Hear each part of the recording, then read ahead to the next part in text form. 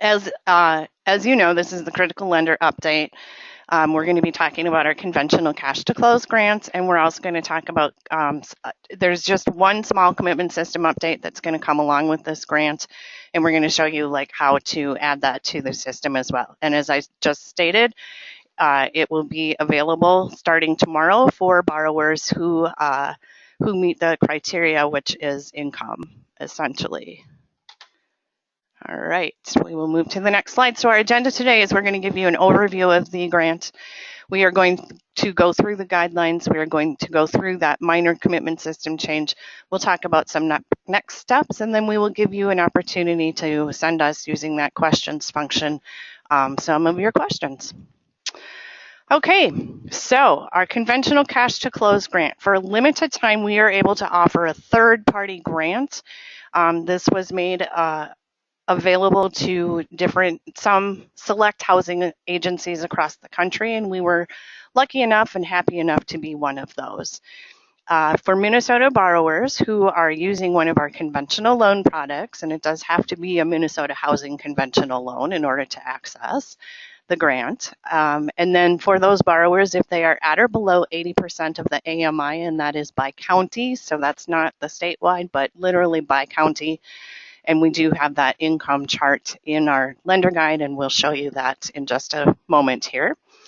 Then they would potentially be able to access this third-party grant. And again, as I've said a couple times now, it will be available starting tomorrow.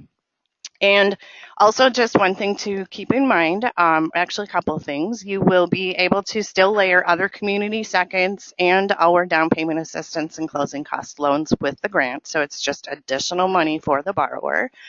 And the grant does not meet the minimum borrower investment that we require on our conventional loans and any of our loans that are using down payment and closing cost assistance. So your borrower still will need to meet that minimum cash investment of 1% of the purchase price or $1,000, whichever is less.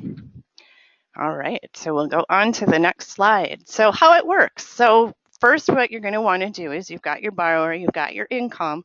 You're going to want to go to that income chart by county and check the income and see if they are within that income guideline for that county.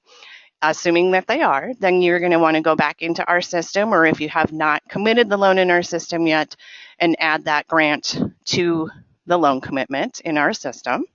We did create a conventional closing cost grant award letter, say that 3 times fast, and we would need you to complete that and feel free to, of course, give a copy to the borrower so they know that they understand that it is a grant, but that is something that's going to need to be included in the loan file that you send to U.S. Bank for purchase once the loan has closed.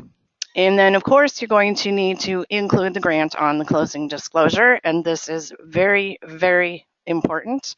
You need to put that grant that needs to be listed on page 3 in section L in lines 1 through 5. So not in every single line of 1 through 5, but in one of those lines, the grant needs to be indicated on the CD. U.S. Bank will not purchase your loan if this is not shown correctly on the CD. So this is a very important takeaway. If you take away nothing else from this today, please remember that. And then just like the other loans that we offer and that you provide to borrowers, you will still be closing in your name. You will be funding the grant, and then you will get reimbursed when loan is purchased by U.S. Bank. So let's talk about income limits a little bit here. So another important nugget is that you're going to be using the first mortgage loan qualifying income. So even though you may be doing a startup loan or an MCC loan and you do have to do that eligibility calculation, you still have to do that. But to determine whether your borrower can access this grant, you're going to be looking at the qualifying income on that first mortgage. And so all of this information can be found in, we've created what we call a conventional cash to close lender guide, and I will show you a little bit later where to find that on the website. But all of this information can be found in that guide. And again, that income list is by county and is included in that guide as well.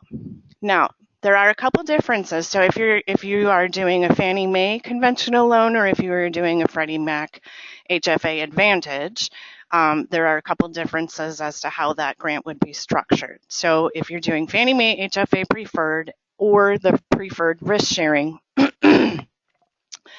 that is less than or equal to 80% AMI. And again, remember that's by county and that's qualifying income. And it's a straight $1,500 amount. So the grant is just a straight $1,500. There's either $1,500, or if they don't qualify, it's nothing, or if they're not able to access it. Now, if you're working with the Freddie Mac HFA Advantage, that one is broken out between two different income ranges, and again, by county, and again, using qualifying income. And I'm sorry that I'm repeating this so many times, but I'm hoping that the more times I say it, that it's gonna stick in your head. So it's not that I don't think you're intelligent, because I know that you all are. But so with Freddie Mac HFA Advantage, you can look, so you would either have, if your borrower, if their qualifying income is in that greater than 50% and less than or equal to 80% AMI by county, then it would be 50 basis points of the loan amount. So not the purchase price, but the loan amount that you would be able to offer on that grant. If the borrower is at or below 50%, so less than or equal to 50% AMI by county, you could do 200 basis points, or 2% of, again, the loan amount, not the purchase price. And just like with our down payment assistance and closing cost loans, you can either round that money up or down in $100 increments. So we do want it to be an even $100 number or amount. But you can round it up even if you're slightly over the 200 basis points or the 50 basis points, depending on if you're 50 or between 50 or over 50 and up to 80% AMI. And this is, again, a grant. So this is a true grant, and I know we've said for years and years and years to you, we don't have any grants. Everything we do is a loan. Well, this time we actually are able to offer this grant. And so the borrower will not need to pay it back. There is not a time that they need to live in the home in order to be eligible to have it not paid back. It is truly a grant. And again, can be layered with our down payment assistance and closing cost loans, and also with other community seconds. All right, we will move on to the next slide. I'm seeing a couple comments come in, but is there anything that should be addressed? Okay, we are going to talk about Oh yeah, we're going to talk about entering it into the system coming up in a minute here. So I think what I'm going to do is just get all the way through the presentation, and then maybe we'll just take a pause and I'll check out the questions, because hopefully I'll answer most of them for you by the time we're done. And it's not a super long presentation. So, okay, so this is additional guidelines, which again can be found in that guide that we created, that lender guide. So the grant can be used if you're working with a Fannie Mae HFA Preferred or the Preferred Risk Sharing. It can go towards closing costs. It can be used for non-first-time home buyers, so it could be used with our step-up loan if they've owned a home previously. It can also be used on refinance transactions. And then, of course, you do need to still meet the additional product guidelines, our standard requirements for HFA Preferred or risk sharing.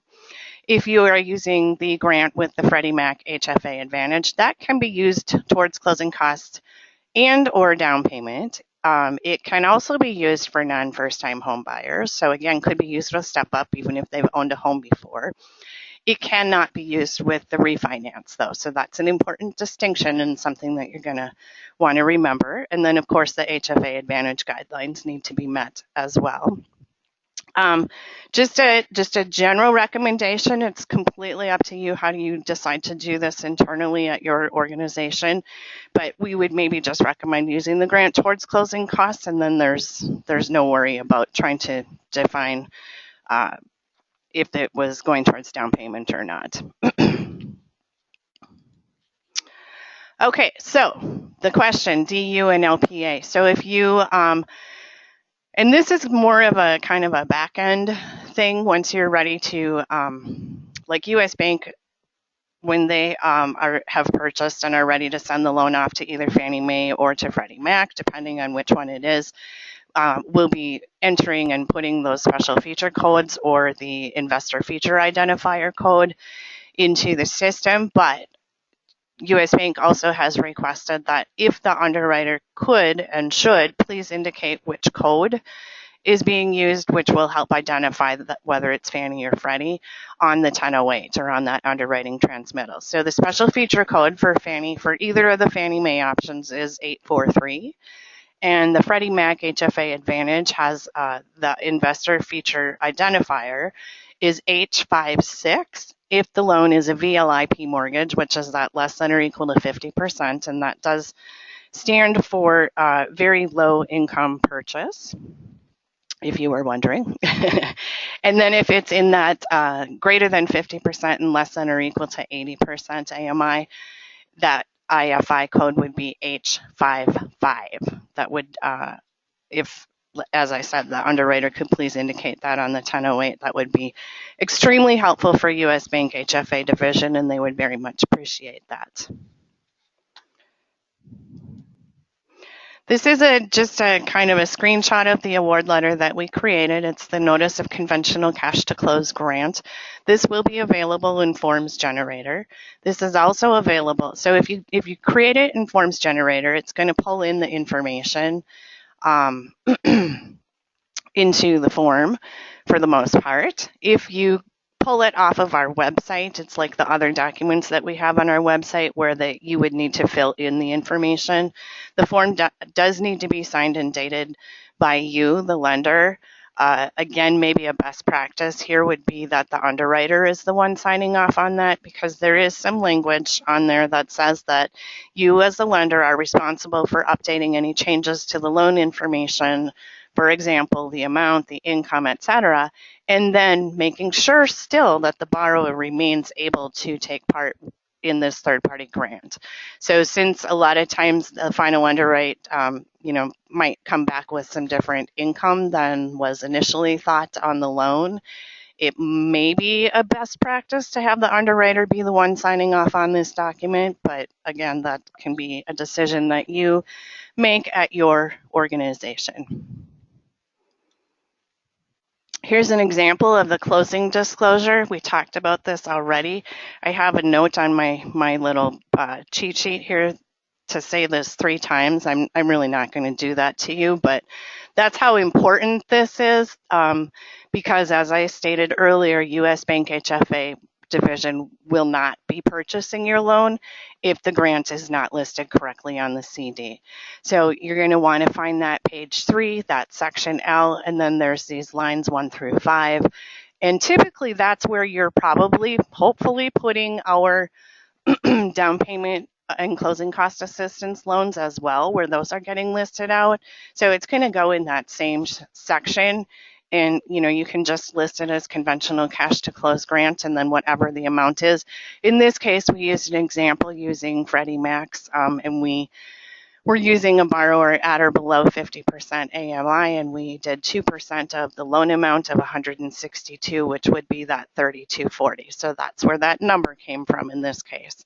And I'm just going to say it one more time, and then I probably might not say it again, but really important that this gets done correctly so that US Bank can purchase your loan. Okay, so we'll talk about the commitment system a little bit. So we already mentioned, I think I've mentioned it many times already, but this will be available starting tomorrow at 10 a.m. when our system is available for new locks again. And as we discussed already, you will be able to, if the borrower fits within that income criteria in the county that they're purchasing in, you will be able to go back in and add this grant to an existing lock.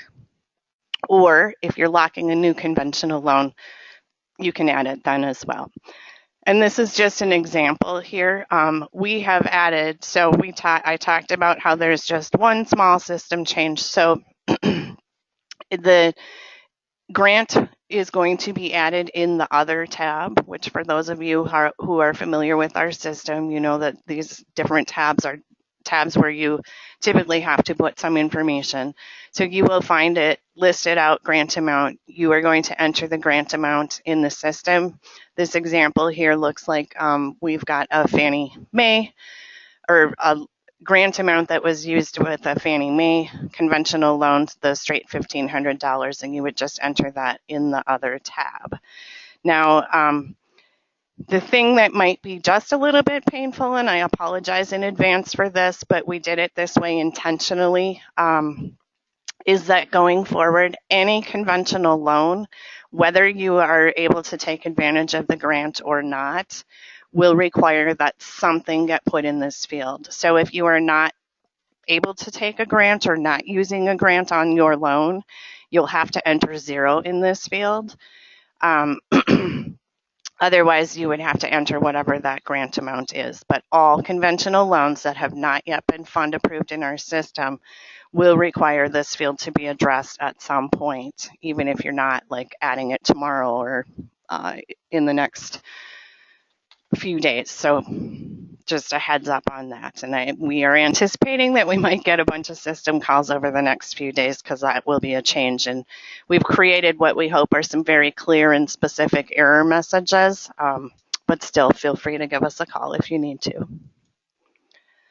So, and I just said this, but it will be for all conventional loans in our system that have not yet been fund approved. The grant amount field found in the other tab will have to be completed.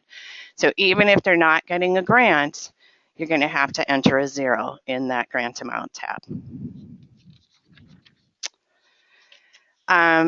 As we've stated earlier, this is only available on conventional loans. So none of the government loans, not FHA, not RD, and not VA, will be able to have the grant. And we apologize for that, but that is just a restriction on the way the third-party funds were given or allowed for us to be able to use them. But so if you do have a government loan and you do try to enter something in that grant amount field on the other tab, you'll get an error message telling you that you can't, basically.